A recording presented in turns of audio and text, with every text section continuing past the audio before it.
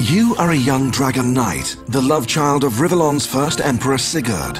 Alas, your father was brutally murdered by his own sons and daughters, and now they're waging a bloody war for the throne. This ship you're on, the Raven, has been given to you by the wizard Maxos, for he is certain that you are the only one who can reunite the Empire and establish peace once more. We are now on the bridge of the Raven, where you will plan your conquest. Before diving into that, though, there is much more to be done on board. So, let us proceed to the throne room, where the Council gathers to address important political, economical, and sociological problems. You are an emperor after all, not a mere warlord out for gold and glory alone. I was dangling millions in front of you. Each decision you take influences your empire in a variety of ways, be they of a political, military, or other sort of nature. Speaking of the military, if there's something you don't want to neglect, it's the bids and requests of your generals. Their influence on the battlefield is not to be taken lightly. Have a sherry to calm those nerves. In the Queen's quarters, decorated according to her tastes, you can have a chat with your wife. What this chat will be about depends on which princess you choose to marry. As Queen of the Realm, she has to contend with all sorts of dilemmas, and it goes without saying that political sensitivities, too, tend to lurk around the corner. You only need to take a look at the Rivellon Times headlines to see how well your policies are being received. On to the engineering bay, where you research new units and upgrades. Equip your dreaded juggernauts with imp bunker busters, for instance, and lay waste to entire bases at once.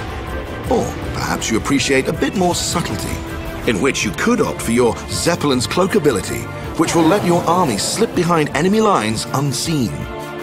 Don't forget about your dragon powers either.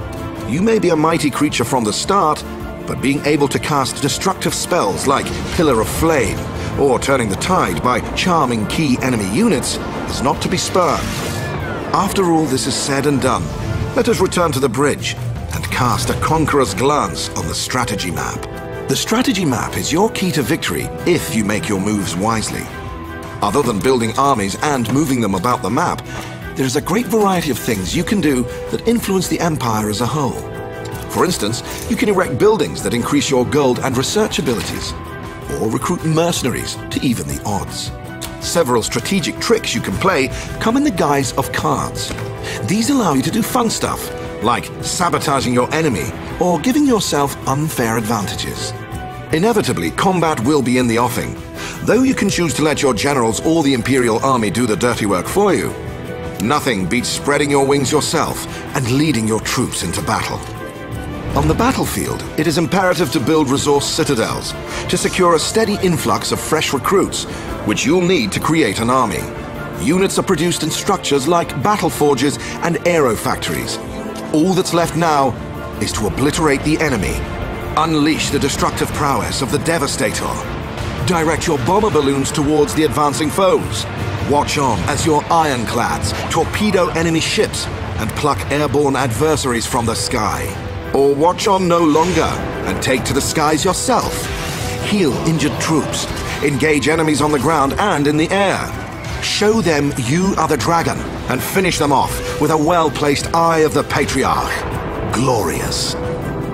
If you want to go for a quick fix, you can play skirmish battles against AI players, try out new strategies, or see if you can beat the insane mode. There's even a custom campaign mode which features a fully randomized storyline. Once you are familiar with the game rules, why not try your hand at LAN or online multiplayer battles? You can of course play skirmish matches, but the multiplayer takes on a whole other dimension when you play a campaign with or against others. You can even change the game rules to your liking.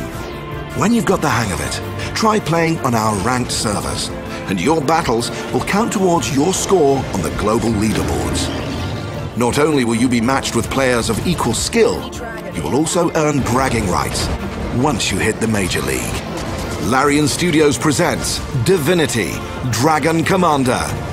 Command massive armies. Become the dragon. Master the art of war. Forge an empire. All hail the dragon. Hail! Hail! Yes, well, hail.